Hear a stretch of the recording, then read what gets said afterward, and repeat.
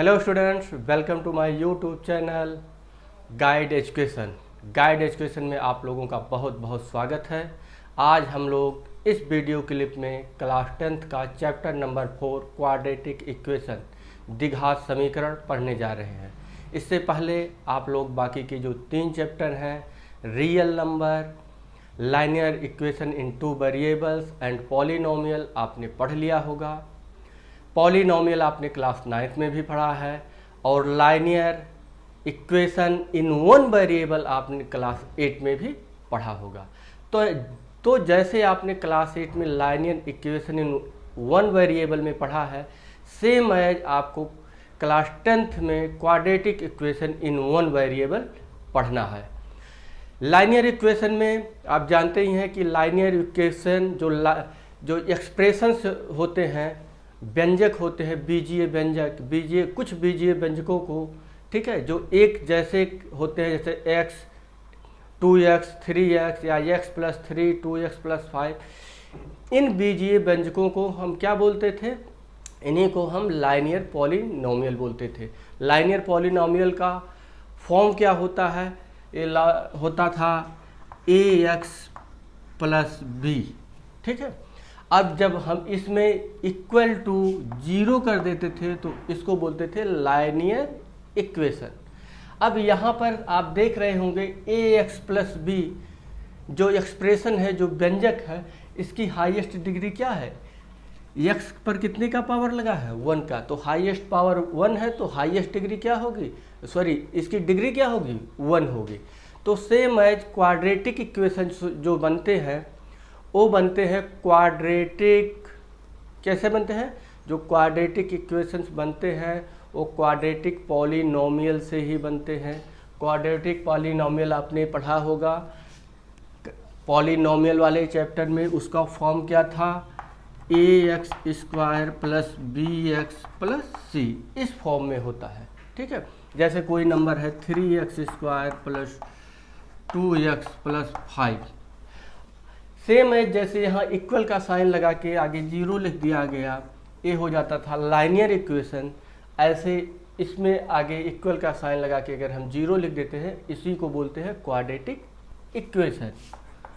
Okay, अब देख रहे होंगे कि जो क्वाड्रेटिक आपका इक्वेशन है किससे बना है? क्वाड्रेटिक एक्सप्रेशन से बना है। और क्वाड्रेटिक जो एक्सप्रेशंस होते हैं उसकी हाईएस्ट पावर कितनी होती है? 2 होती है, ठीक। तो हाईएस्ट पावर जो 2 होती है तो इसका डिग्री क्या होता है? 2 होता है, 2 होता है। तो इसी तरह से आपका जो क्वाड्रेटिक इक्वेशंस हैं, क्वाड्रेटिक इक्वेशन में देखिए 2 साइड बनते हैं। कोई भी इक्वेशन में 2 साइड बनते हैं। इक्वेशन पहले आप समझ लीजिए, आप हो सकता है क्लास 8 में अच्छी तरह से नहीं समझे होंगे। तो इक्वेशन क्या चीज़ होता है ये जान लीजिए। इक्वेशन मीन्स कि कोई भी 2 चीज़ों को इक्वल, बराबर का साइन लगा के, ठीक है, समथिंग इक्वल टू समथिंग लिख दिया जाए। जैसे सपोज दैट अगर कह दिया जाए आपके 2 नोटबुक, 2 नोटबुक, ठीक, 2 कॉपी, उसकी कीमत, उसकी कॉस्ट क्या है? आपके किसी एक बुक के बराबर। तो क्या कहेंगे कि हमने जो 2 नोटबुक परचेज किया है, जो 2 नोटबुक खरीदा है, उसकी कीमत वो कितने रुपए में खरीदा है? उतने रुपए में तो मैंने वो वाली बुक खरीदी थी। इसका मतलब कि उस बुक की कीमत आपके इन 2 नोटबुक की कीमत के बराबर है। तो आप लिख सकते हैं 2 नोटबुक = 1 बुक, ठीक है।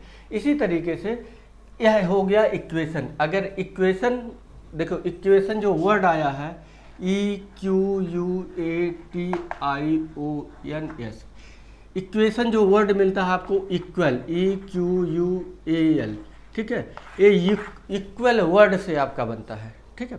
तो इक्वल वर्ड से बनता है, इसका मतलब कि कोई भी 2 व्यंजक हों, 2 एक्सप्रेशंस हों या 2 पॉलिनोमियल्स हों, उनके बीच में इक्वल का साइन लगा दिया जाए तो क्या बन जाते हैं? इक्वेशन बन जाते हैं। जैसे आपने क्लास 8 वगैरह में पढ़ा होगा जो लाइनियर इक्वेशन, कैसे क्वेश्चन आपने सॉल्व किए होंगे कि भैया x + 5 + x + 2 = 3x/10 सॉल्व करना। अब ये क्या है? x प्लस 5x+2 क्या है, एक पॉलिनोमियल है, ठीक। और 3x/10 ये भी एक पॉलिनोमियल है। तो एक पॉलिनोमियल को दूसरे पॉलिनोमियल के बराबर हम बता रहे हैं, तो ये क्या हो गया, यह हो गया एक इक्वेशन, ठीक है, समीकरण। इसी तरीके से अगर हम लिख दिए दें कि 3x² + 5x = 2x² + 2, तो ये क्या हो गया, ये भी आपका एक इक्वेशन बन गया। तो इसी को हम लोग बोलते हैं इक्वेशन बोलते हैं। इसका जो स्टैंडर्ड फॉर्म होता है इक्वेशन का, क्वाड्रेटिक इक्वेशन का स्टैंडर्ड फॉर्म ए होता है। अब हम स्टैंडर्ड फॉर्म तो बता दिए कि भैया ax² + bx + c होता है। अब इसमें आप जानिए कि जो a है, b है, c है, ये क्या चीज़ है।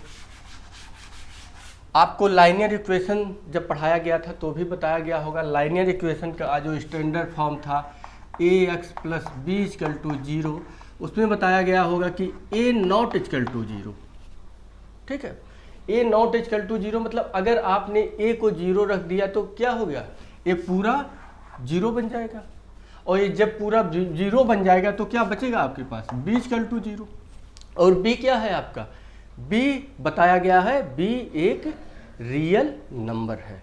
ये ऐसे ही यहाँ पर आपका a0 = 0 होगा और b और c क्या होगा, ये होंगे आपके रियल नंबर। और a क्या है, a भी आपका रियल नंबर ही है। मतलब a b c real number है और a0 = 0, क्योंकि अगर यहाँ पर a के जगह पर, a के स्थान पर हम 0 लगा देते हैं तो इसकी वैल्यू 0 हो जाएगी।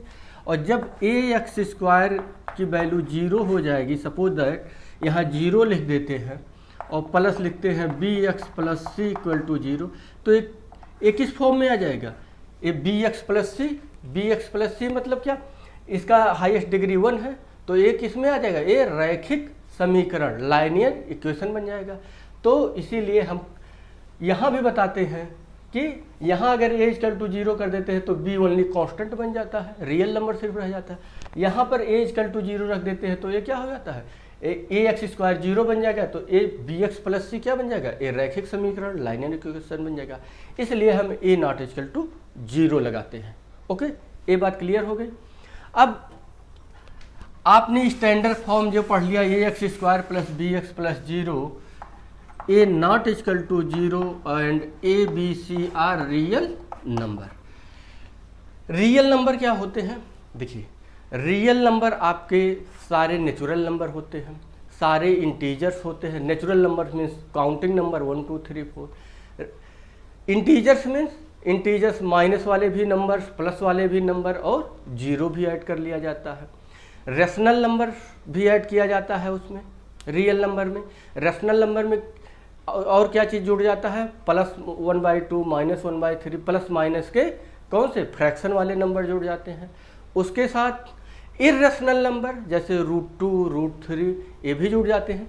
तो a b c की जगह हम ये सारे नंबर्स रख सकते हैं। अगर a b c real number है और रियल नंबर जो हमने बताया ये सारे नंबर्स रियल नंबर हैं, तो a b c की जगह हम सारे नंबर रख सकते हैं, ठीक है। लेकिन a की जगह हम सिर्फ 0 नहीं रख सकते। तो ठीक है भैया, हम a की जगह पर 0 नहीं रखेंगे, बाकी दूसरी जगह पे अगर हम 0 रख सकते हैं ना, हमारे पास ये फ्रीडम है ना कि a की जगह पे 0 नहीं, बाकी इन जगहों पे तो 0 रख सकते हैं। तो इन जगहों पर हम 0 रख के ज़रा देखते हैं हमको क्या आंसर मिलता है।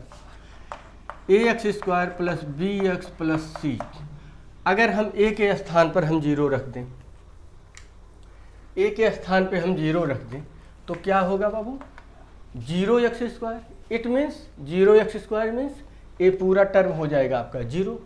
तो जब ये पूरा टर्म 0 हो जाएगा तो बचेगा क्या, +bx + c, आगे = 0 लगा दो तो आपको ये बचेगा। ए क्या बन जाएगा आपका, ए बन जाता है आपका लाइनियर इक्वेशन। तो ए इसलिए 0 नहीं बनाएंगे, ठीक है, ए को 0 नहीं लिखेंगे।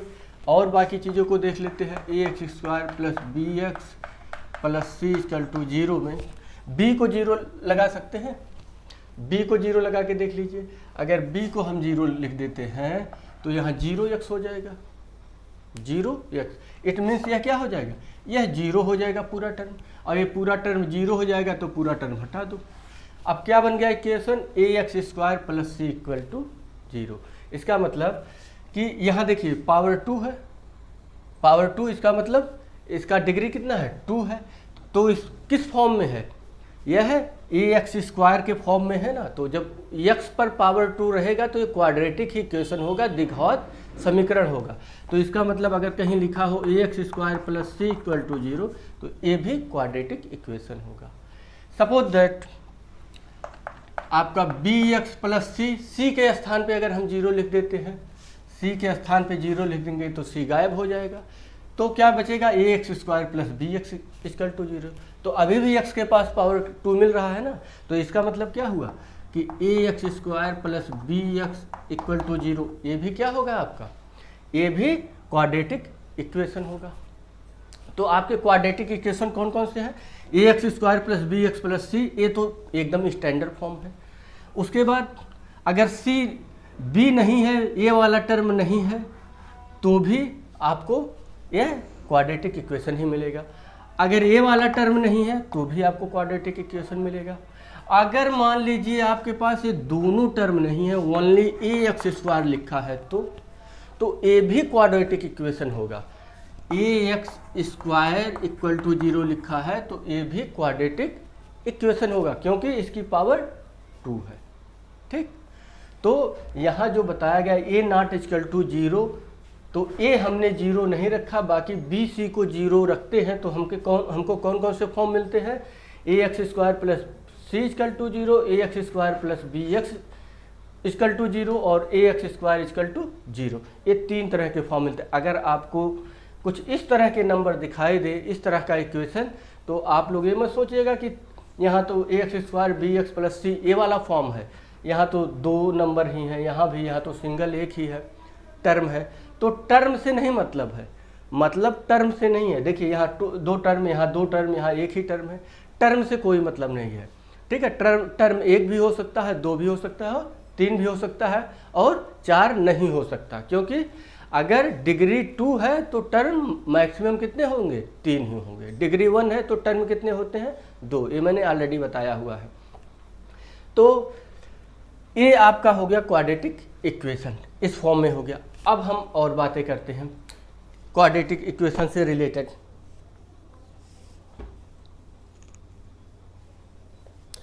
क्वाड्रेटिक इक्वेशन जो हम लिखते हैं, हमने जैसे लिखा हुआ है a x square plus b x plus C equal to 0, ये हमारा ऑर्डर क्या है, किस ऑर्डर में हमने लिखा हुआ है। ये आप देखिए, ऑर्डर की बात अगर करें तो ये ऑर्डर आपका है क्या, डिसेंडिंग ऑर्डर। ठीक है, डिसेंडिंग ऑर्डर। डिसेंडिंग ऑर्डर मतलब पहले हमने बड़ी चीज़ रखी, फिर उससे छोटी चीज़, फिर उससे छोटी चीज़। अब बड़ी चीज़ इसमें क्या है, बड़ा क्या है, इसकी डिग्री क्या है, 2 है, इसकी डिग्री क्या है, 1 है, इसकी डिग्री क्या है, 0। तो हम डिग्री को डिसेंडिंग क्रम में, घटते क्रम में डिग्री के हिसाब से इसको लिखते हैं। ठीक, क्लियर। अगर by the way degree ascending order में कहीं लिखा हुआ है, मान लीजिए आपको लिखा 3 + 2x स्क्वायर माइनस 5x, तो ये भी आपका क्या है, ये भी आपका क्वाड्रेटिक इक्वेशन ही होगा, बट इसके ऑर्डर क्या है, ऑर्डर सही तरीके से नहीं है। तो जो सही ऑर्डर है, सही ऑर्डर ये है, बाकी आपका ऑर्डर कैसा भी हो इसका कोई फर्क नहीं पड़ता। पहली चीज़ ऑर्डर की बात हो गई।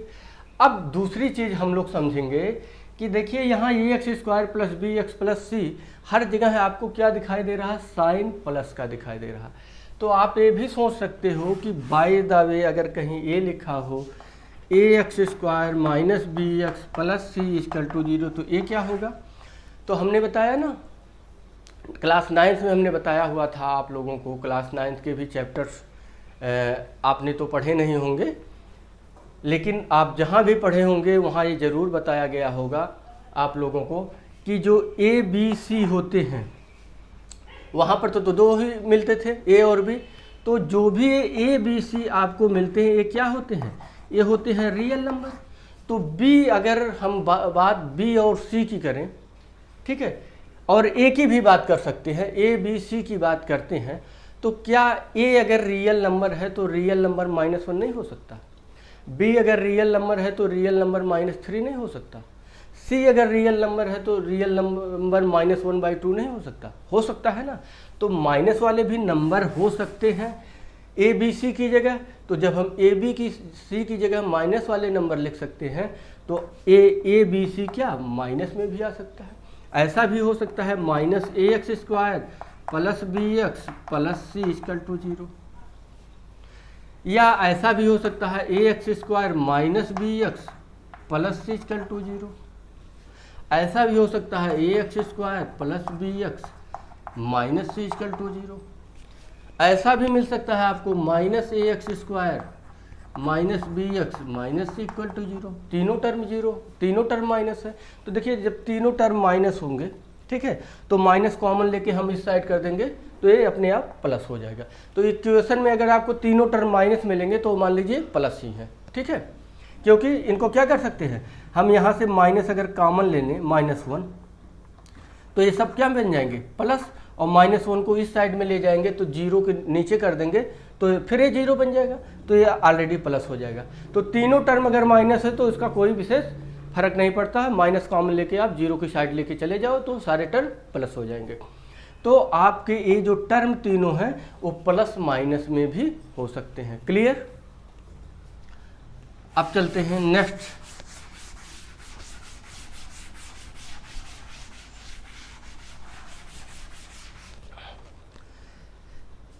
अगला क्या है,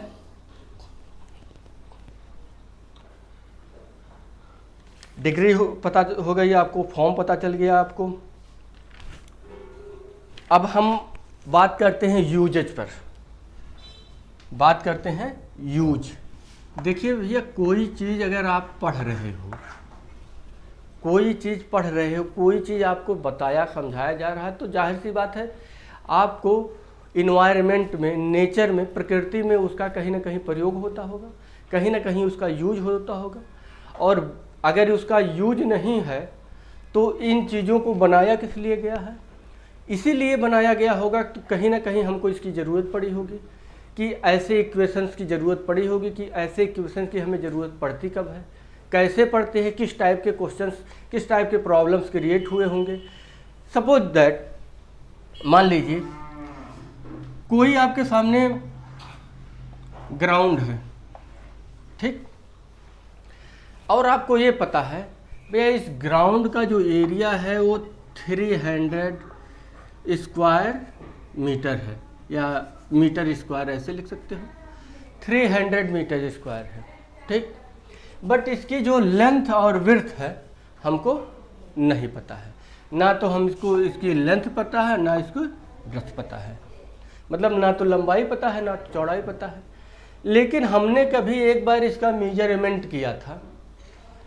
अगर कोई ये बताए कि भैया 300 स्क्वायर मीटर है लेकिन लेंथ और विड्थ का हमको आइडिया नहीं है, लेकिन एक बार इसको जब मेजरमेंट कभी किया गया था ग्राउंड को 2-3 साल पहले, तो जब मेजरमेंट किए थे तो ये जो विड्थ था और जो लेंथ था, मतलब जो चौड़ाई थी और लंबाई थी, तो ये लंबाई करीब, जो लंबाई आपकी थी ये करीब चौड़ाई की आपकी शायद दोगुनी थी, उससे शायद 1-2 मीटर ज़्यादा ही था, शायद उससे 1 मीटर और ज़्यादा था, मतलब दोगुनी थी। ये जो भी था चौड़ाई, लेकिन ये लंबाई इस चौड़ाई की अपेक्षा इसके कंपैरिजन में इसका दोगुना था और शायद 1 मीटर और ज़्यादा था। तो अगर इतना आइडिया था तो सोचे कि भाई अगर इतना आइडिया है अगर हमारे पास, तो क्या हमको लंबाई चौड़ाई पता चल सकती है, लेंथ और विड्थ।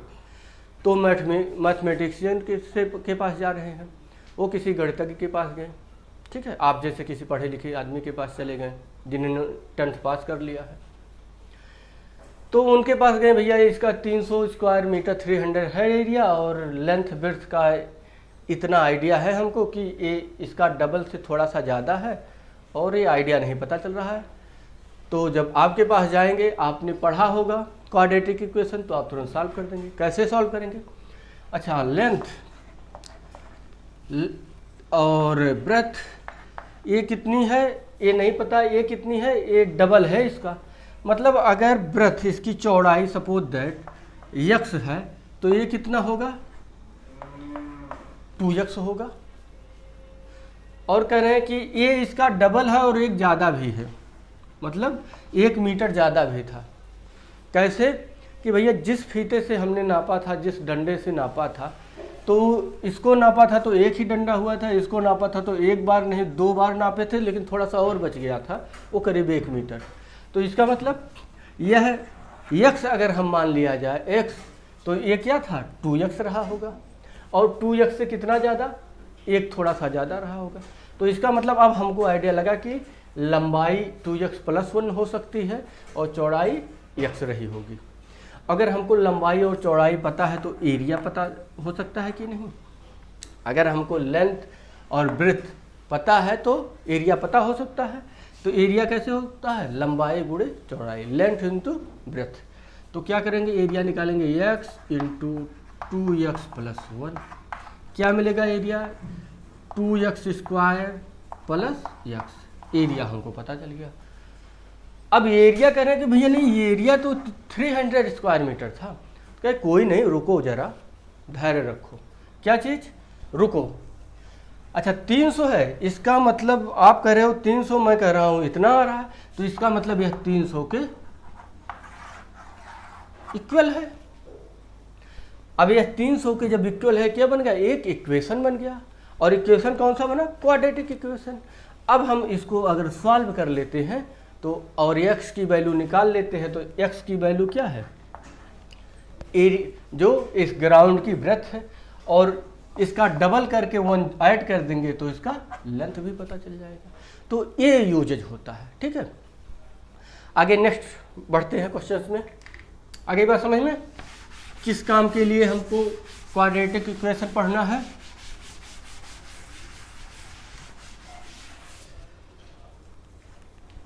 अब बात करते हैं, ये चीज़ हो गया x² bx, ठीक है।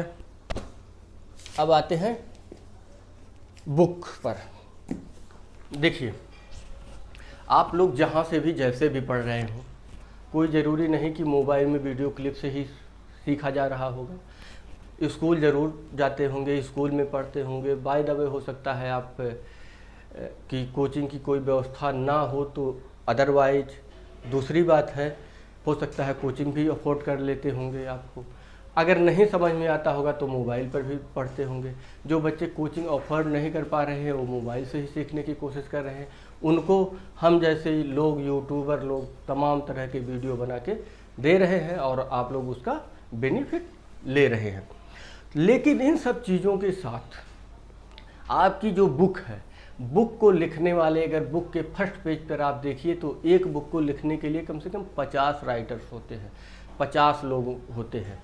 और वो लोग हमसे, आपके टीचर से और बाकी जिनसे भी आप पढ़ते हो उनसे बहुत एडवांस नॉलेज रखते होंगे, तभी तो इस बुक को लिखते होंगे। तो अगर उन्होंने इस बुक को लिखा हुआ है तो इसका मतलब इस बुक में उन्होंने वो सारी चीज़ें लिखी हुई हैं जो आपकी ज़रूरत की हैं। और अगर आप इन बुक को पढ़ते हैं, बुक के हिसाब से आप वर्कशीट बनाते हैं, काम करते हैं, तो आपकी जो नॉलेज होगी वो सबसे स्ट्रांग होगी। ठीक है, तो बुक ज़रूर पढ़िए। तो हमने अभी तक स्टैंडर्ड फॉर्म के बारे में पढ़ लिया, क्वाड्रेटिक इक्वेशंस क्या चीज़ होता है ये भी जान लिया है। अब बुक में आपको मिलेंगे, थोड़ा सा पढ़ लीजिएगा बुक में कि इसको अलग अलग मैथमेटिशियन ने अलग अलग देशों में, कंट्रीज में कैसे कैसे इन इक्वेशंस के बारे में जानकारी प्राप्त की थी, ये आप बुक से देख लीजिएगा। अब हम बात करते हैं कि क्वाड्रेटिक इक्वेशंस का हम कैसे पता लगाएं। How to find that is quadratic equations are not. जैसे मान लीजिए लिखा हुआ है आपका, कोई एग्जांपल्स ले लेते हैं। आपका एक्सरसाइज 4.1 का पहला क्वेश्चन ले लेते हैं। वो है आपका x+1 का whole square equal to 2x+3। इस क्वेश्चन में पूछा जा रहा है कि check whether the following are quadratic equation.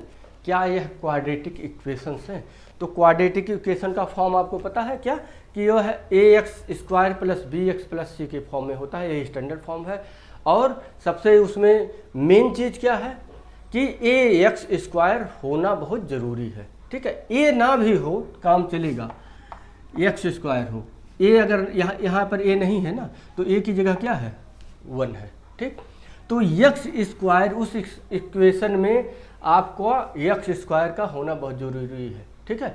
अगर हम एक्स वेरिएबल में बात करते हैं तो, अगर हम वाई वेरिएबल में बात करते हैं तो वहाँ पर Y square plus 3y plus 9 equal to 0 ऐसा होना चाहिए। अगर हम वाई वेरिएबल में बात करते हैं, एक्स वेरिएबल में बात करते हैं तो एक्स के फॉर्म में होना चाहिए।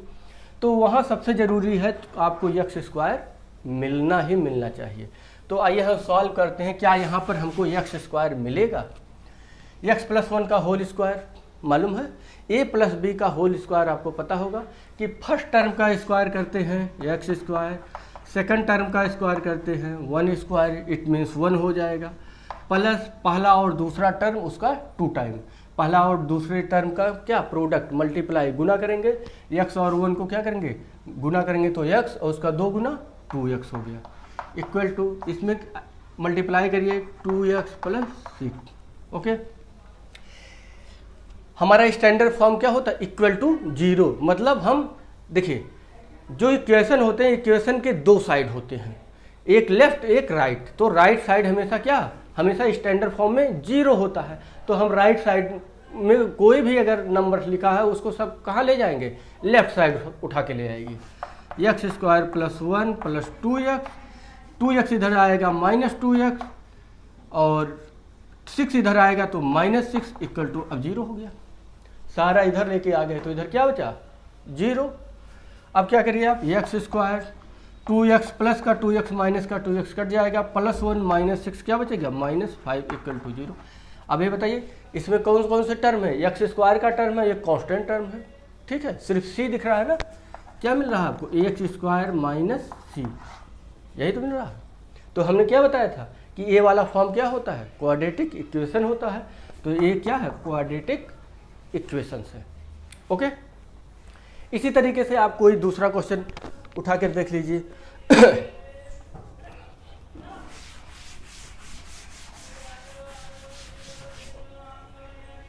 एक एग्जाम्पल से आपको हम बता दे रहे हैं।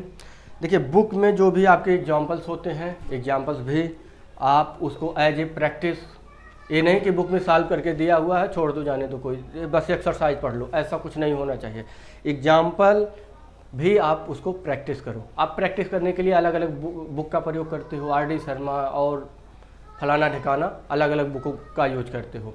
तो ठीक है, आप प्रैक्टिस कितनी भी बुक से कर लो, कितने भी क्वेश्चन कर लो, दैट्स नॉट, बट आपको कंसेप्ट अगर क्लियर है तो आप प्रैक्टिस कहीं से भी करो, ठीक है। तो आपको की सारी चीज़ें क्लियर होती जाएंगी। अगर कंसेप्ट क्लियर नहीं है तो आप कितनी भी प्रैक्टिस करो, प्रैक्टिस से कोई फ़ायदा नहीं होता। तो सबसे ज़रूरी चीज़ है कि आप अपनी प्रैक्टिस को, कंसेप्ट को पहले क्लियर कीजिए। और कंसेप्ट तभी क्लियर होते हैं जब आप प्रैक्टिस करते रहेंगे।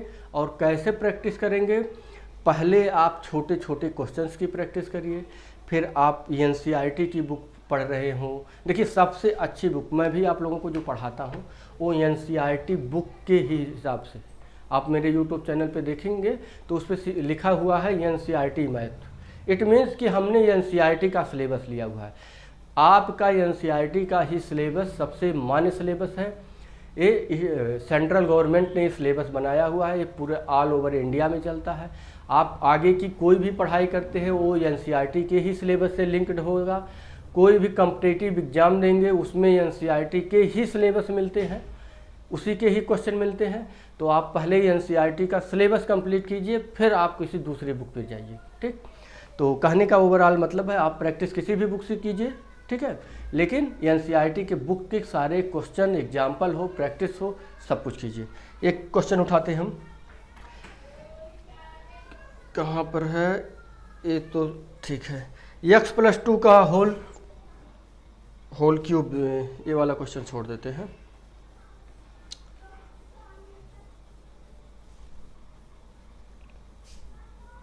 x minus 2, x plus 1 equal to x minus 1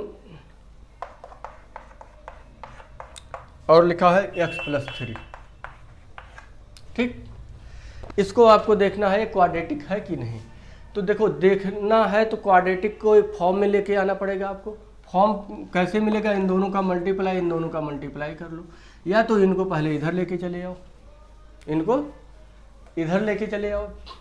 इधर लेके आने पर आपको या तो पहले इनको अलग अलग सॉल्व करके तब इधर ले आओ, जैसा भी आपको करना अच्छा लगे वही कर लो।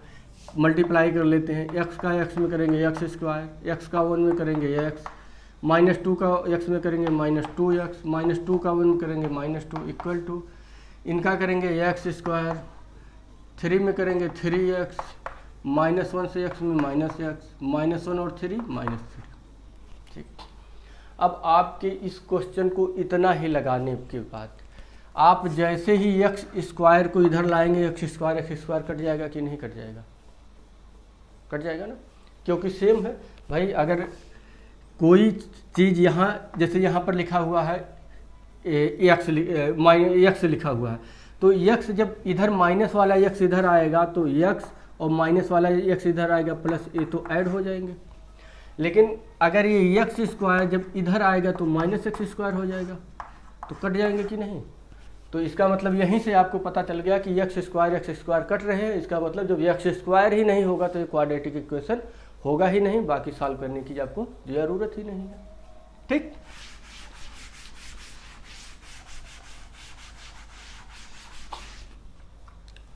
ओके, आज के वीडियो क्लिप में बस इतना ही। नेक्स्ट वीडियो क्लिप के साथ मिलते हैं और उसमें हम लोग एक्सरसाइज 4.1 और उससे रिलेटेड जो अभी हमने बताए थे क्या चीज़ है, represent following situation in the form of quadratic. हम कुछ सिचुएशंस दिए रहेंगे, जैसे हमने किसका बताया था, ग्राउंड से रिलेटेड, और उनको क्वाड्रेटिक इक्वेशन के फॉर्म में आपको क्रिएट करना होगा। ठीक है, जैसे मैं आपको एक क्वेश्चन बता ही देता हूँ 4.1 का, थोड़ा सा क्लियरिटी आपको मिल जाएगी। दिया हुआ है the product of two consecutive positive integer is 306, we need to find the integer. कहा गया है दो पॉजिटिव इंटीजर हैं, दो कैसे इंटीजर हैं, पॉजिटिव इंटीजर।